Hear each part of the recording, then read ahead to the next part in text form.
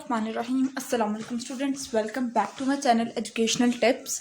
कैसे हैं आप सब? उम्मीद करती हूँ आप सब बच्चे बिल्कुल ठीक होंगे। तो स्टूडेंट्स, आज ही मैं आपके साथ शेयर करने जा रही हूँ ये क्लास 6 की ये चेक पॉइंट साइंस की बुक है। और आज मैं आपके साथ शेयर करने जा रही हूँ unit number 5 living things in the environment. इसका मैंने आपके साथ लेक्चर शेयर करना शुरू किए हुए थे। तो आज मैं आपके साथ ये जो शेयर करने जा रही हूँ ये हमारे पास पेज नंबर 69 के ऊपर।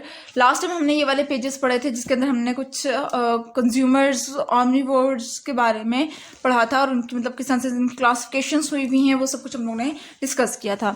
तो आज मैं आपके साथ पेज नंबर 69 से यहाँ से बायोडाइवर्सिटी से शुरू करूँगी। ठीक है जी, तो चलिए स्टार्ट करते हैं बायोडाइवर्सिटी। अब सबसे पहले जान लीजिए बायोडाइवर्सिटी होती क्या है।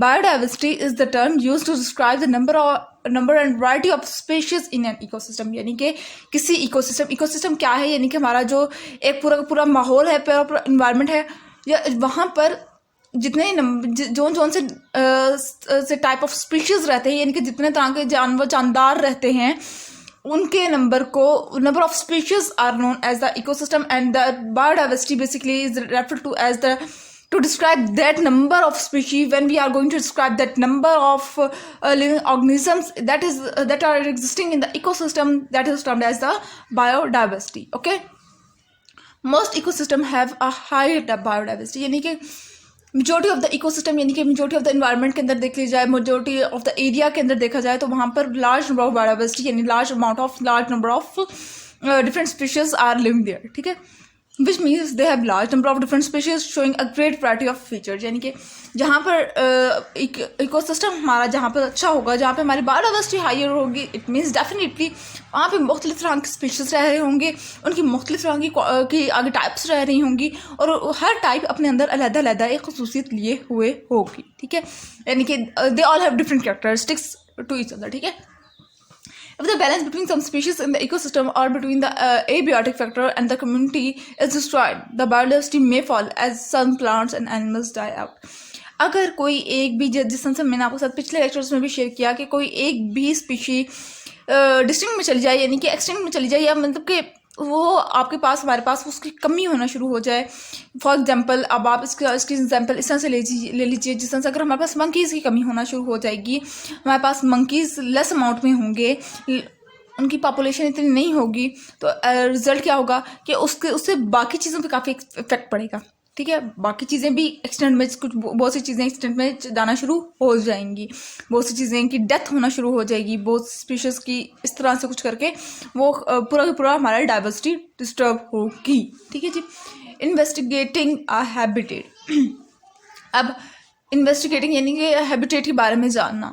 अ habitat such as wood or a pond is a home to a wide range of living things. अब वो कह रहे हैं कि जिससे हमारे पास वुड है, लकड़ी है, मतलब दरख्त का तना है, या फिर आप कह दें पॉन्ड हैं, जितने भी हमारे पास, ये बहुत सारे स्पीशीज़ की बहुत सारे लिविंग ऑर्गेनिजम्स का घर भी होते हैं। It has a high biodiversity, यानी कि इनके अंदर भी बेशुमार जानदार रह रहे हैं। When ecologist study a habitat they need to collect data about it. जब इकोलॉजिस्ट यानी कि जो इकोलॉजिस्ट कौन होते हैं, जो कि इकोसिस्टम को स्टडी कर रहे होते हैं, तो जब उन्होंने हैबिटेट के ऊपर को स्टडी करना शुरू किया तो उनको बहुत ज़्यादा डाटा अपने कलेक्ट करना पड़ा, उनको बहुत सी मालूमात इकट्ठी करनी पड़ी। This not only provide information about the organism that live there but the data can also be stored and used to monitor the habitat at a later date and the survey can made and data obtain can be compared with the previous data. अब वो कह रहे हैं कि कुछ time बाद एक मतलब पहले जब स्टार्ट में जब इकोलॉजिस्ट ने रिसर्च की, तो उसके बाद जब उन्होंने इस चीज़ को स्टडी किया तो उनको बहुत सी चीज़ें इकट्ठी की, तो उनको पता चला कि हाँ ये चीज़ें इतनी पॉपुलेशन यहाँ पर है। फिर कुछ टाइम बाद दोबारा से उन्होंने जब स्टडी किया तो उनको पॉपुलेशन इंक्रीज्ड मिली, उनका प्रीवियस डाटा और जो न्यू डाटा था उसमें डिफरेंस था। This shows how the population of the species have fared in the time between the survey. अब वो कह रहे हैं कि इस तरह से पता चलता है कि किस तरह से पॉपुलेशन इंक्रीज होती चली गई। Some may have increase, other decrease and some state the same. कुछ जो पॉपुलेशन थी वो इंक्रीज हुई, कुछ पॉपुलेशन में डिक्रीज आया, किसी स्पीशीज की पॉपुलेशन में डिक्रीज आया, और कुछ यूं ही अपनी पॉपुलेशन में कांस्टेंट रहे। By comparing the data in this way, the biodiversity of the habitat can be monitored. Then it is false events close by, such as a change in land use or the release of the pollutants, can studied carefully for signs of the environmental damage। ठीक है, उसके बाद environment के ऊपर focus किया गया और देखा गया कि इन्वायरमेंटल डैमेज के ऊपर क्या, जब हमारा इन्वायरमेंट डिस्ट्रॉय हो रहा है तो फिर क्या क्या असरात हो रहे हैं, मतलब ये सारी चीज़ें फिर बाद में स्टडी होना शुरू होगी। ठीक है जी। Recording the plant life in the habitat, यानी कि किसी भी हैबिटेट के अंदर प्लांट की लाइफ को अगर रिकॉर्ड कर रहे हैं वो लोग, देखते हैं क्या कहते हैं।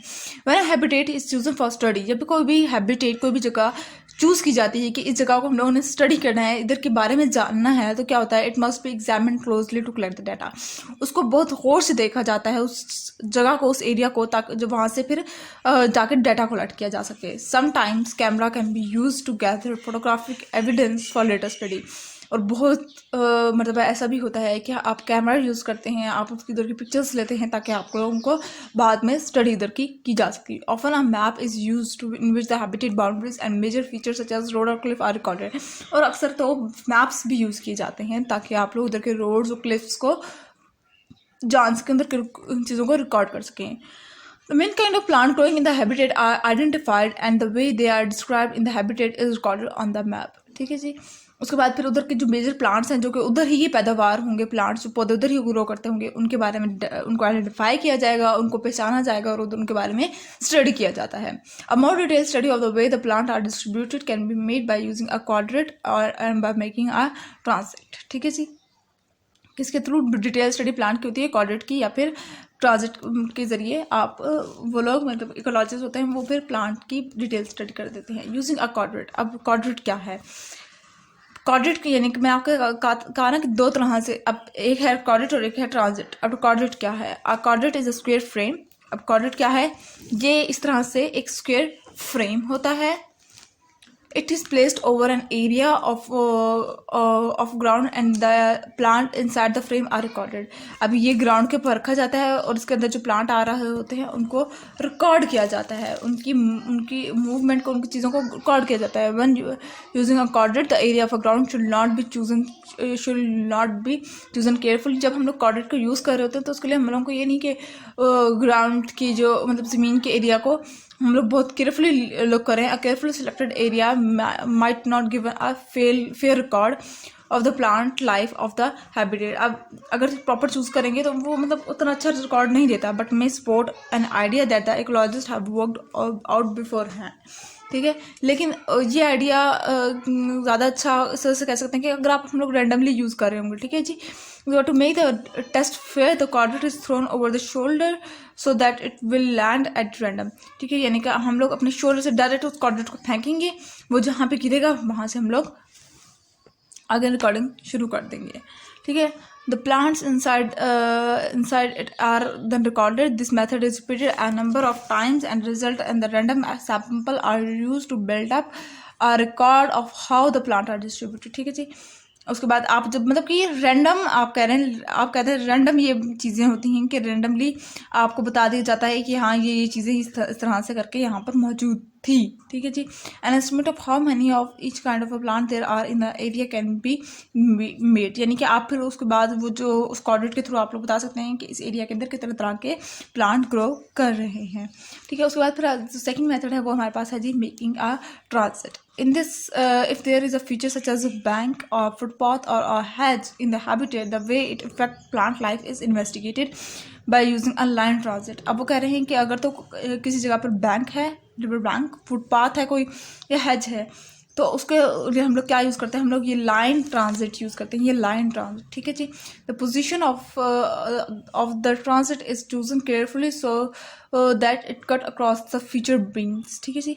अब वो कह रहे हैं फीचर बीन्स, वो कह रहे हैं कि जो हम लोग जो एरिया चूज़ करेंगे उसको हम लोग बड़े ध्यान से चूज़ करते हैं। ठीक है जी। The transit is made by stretching a length of a rope along the line of an examined and recording the plant growing a centre interval along the rope. ठीक है जी।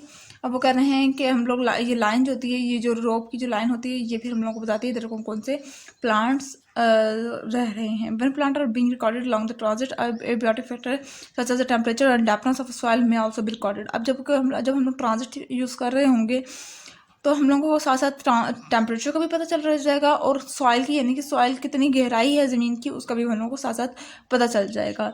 may also be recorded to see if there is a pattern between the way of the plant are distributed and varying abiotic factors। ठीक है जी।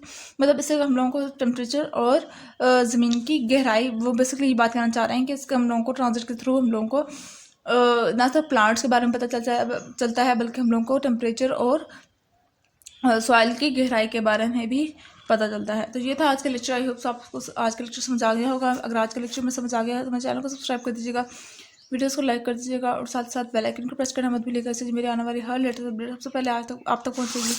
मिलती हूँ किसी और video में। दुआओं में याद रखिएगा, अपना ख्याल रखिएगा। अल्लाह हाफ़िज़।